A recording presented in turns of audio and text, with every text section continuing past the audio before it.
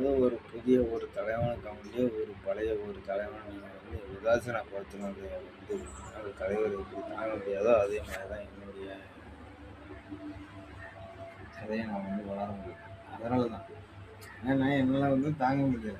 ஏன்னா எனக்கு வந்து என்ன நடக்குது அப்படிங்கிறத வந்து என்னால் வந்து உங்கள்கிட்ட வந்து ஷேர் பண்ண முடியாத ஒரு நிலைமையில வந்து கடவுள் நம்மளை வச்சுட்டான்.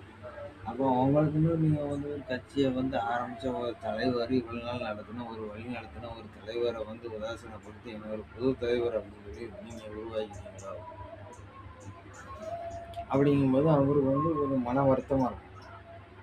அதுதான் எல்லாருக்கும் அதுதான். ஒருத்தர் வந்து என்னால் என்ன முடியலை நாளைக்கு நானே ஒரு தலைவராக இருந்து உங்களுக்கு வந்து நல்லது பண்ணலாங்கும் போது நீ ஏற்றி கேள்வி கேட்கறதுக்கு வந்து எனக்கு ஒரு மனசு வேண்டாமா?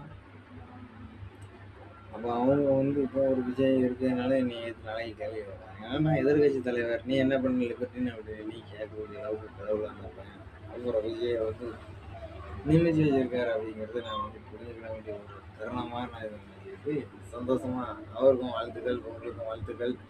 ஏன்னா இவரை வச்சே நம்ம வந்து நல்லது நம்ம நாட்டுக்கு எவ்வளோ முடியுமோ பண்ணலாம் அப்படிங்கிறத வந்து நம்ம டிஸ்கஸ் பண்ணி கண்டிப்பாக நல்லது நமக்கு வந்து பண்ணணும் அப்படிங்கிறத உண்மையாகவே உங்கள்கிட்ட வந்து நான் பகிர்ந்துக்கிட்டேன். உண்மையாக நான் இது வரைக்கும் யூடியூப் சேனலில் நான் பேசுகிறேன் கிடையாது. ஆனால் மனசில் வந்து நான் எப்படியோ நினச்சிட்டு இருந்தேன். அது வந்து இந்த மாதிரி வந்து முடிஞ்சிருக்கு. அதே மாதிரி அவர்கிட்ட நம்மளோட நிறை குறைகளை நம்ம வந்து இந்த 5 வருஷத்துல நம்ம சொல்லி உண்மையிலேயே அவரை வந்து பாராட்டத்தக்க ஒரு விஷயமா நம்ம அவரை வந்து உயர்த்தி விடணுமே தவிர அவரை அதுக்கு ஒருங்கிணைஞ்சு போகணும் அப்படிங்கிறத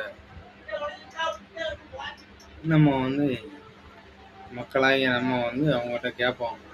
அவங்க பண்ணி கொடுக்கல அப்படிங்கிறத அப்புறம் தான் நம்ம அடுத்தவங்களை பார்க்கணும். அதை வந்து நான் உண்மையாக சொல்றேன். எல்லா கட்சி தலைவருக்கும் ஒரு கதை. அப்போ நம்மளோட பிளான் வந்து மக்களுக்கு நமக்கு என்னென்ன தேவையோ அதை நாங்கள் வந்து அவர்கிட்ட கேட்டோம். அதை கேட்போம். நம்ம தமிழ்நாட்டில் இருக்கிறதுனால நம்ம இருக்க வேண்டிய ஏரியாவுக்கு நமக்கு என்ன வேணுமோ அதை அவர்கிட்ட நம்ம கேட்கணும் கேட்போம். அவ்வளோதான். இதுக்கு பிறகு நான் வந்து அதை பற்றி பேச விரும்பல.